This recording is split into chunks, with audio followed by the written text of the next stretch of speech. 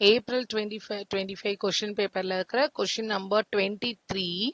இது ஒரு inventory question. So என்னென்ன கொடுத்துருக்காங்கன்னு பார்ப்போமா. Annual demand for an item is 3200 units.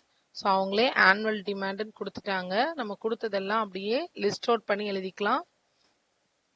First கொடுத்துருக்கிறது ஆனுவல் டிமாண்ட். ஆனுவல் டிமாண்டோட notation capital D. Capital D ஓட வேல்யூ 3200 யூனிட்ஸ் அப்படின்னு கொடுத்துட்டாங்க. அடுத்து என்ன கொடுத்துருக்காங்க, the unit cost is ₹6. So ஒரு யூனிட்டோட காஸ்ட் வந்து ₹6 கொடுத்துட்டாங்க. அண்ட் அதை எழுதிக்கலாமா, ஒரு யூனிட்டோட காஸ்ட் வந்து ₹6. Next, and inventory carrying charges 25% per annum. So inventory carrying cost இங்க இருக்கு. inventory carrying cost. So inventory carrying cost வந்து 25% கொடுத்துருக்காங்க. இது எப்படி எழுதணும், 25%ன்றது 25 divided by 100 of unit cost. So unit காஸ்டோட போடும்போது இது 4. ஸோ 6/4. 6/4னா ₹1.50 வருது. Next part, cost of one procurement is ₹150. So procurement cost அப்படின்னு கொடுத்துருக்காங்க. Procurement cost, so that is CS. இதெல்லாம் நோட்டேஷன் ஈக்குவல் டு ₹150. இந்த யூனிட் காஸ்ட் மட்டும் நம்ம இன்வென்ட்ரி கேரிங் காஸ்ட்ல நம்ம கொண்டு வந்து சப்ஸ்டியூட் பண்ணிடுவோம். Carrying cost 25%. அப்போ 25% ஆஃப் 1 யூனிட் காஸ்ட் போட்டால் நமக்கு கேரிங் காஸ்ட் வந்துடும். ஸோ இதெல்லாம் கிவன் டேட்டா. இப்போ கொஸ்டின் என்ன கண்டுபிடிக்க சொல்லியிருக்காங்க, determine the following. First one வந்து EOQ, that is economic order quantity. இந்த டேட்டாக்கு ஃபர்ஸ்ட் கண்டுபிடிக்க போறது எக்கனாமிக் ஆர்டர் குவான்டிட்டி. இதை ஷார்ட்டா எப்படி சொல்லலாம் அப்படின்னா EOQ அப்படின்னு சொல்லுவோம். ஸோ EOQ ஓட formula, EOQ equal to square root of 2DCS divided by CI. CI அப்படின்றது இன்வென்ட்ரி காஸ்ட். இது CI. ஓகே, ஸோ இங்கே சப்ஸ்டியூட் பண்ணுவோமா. ரூட் ஆஃப் 2 இன்டூ டின்றது ஆனுவல் டிமாண்ட் 3200, சிஎஸ்ன்றது ப்ரொக்யூர்மெண்ட் காஸ்ட் ₹150 டிவைடட் பை சிஐன்றது கேரியிங் காஸ்ட் விச் இஸ் 1.50. இதை substitute பண்ணும்போது நமக்கு என்ன கிடைக்கும் அப்படின்னா 800 யூனிட்ஸ். ஸோ ஃபர்ஸ்ட் பார்ட்டோட ஆன்சர் 800 யூனிட்ஸ்.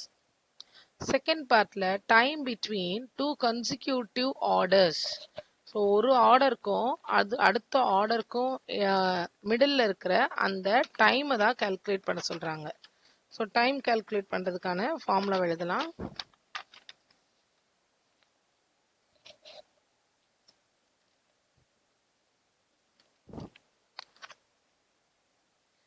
Time between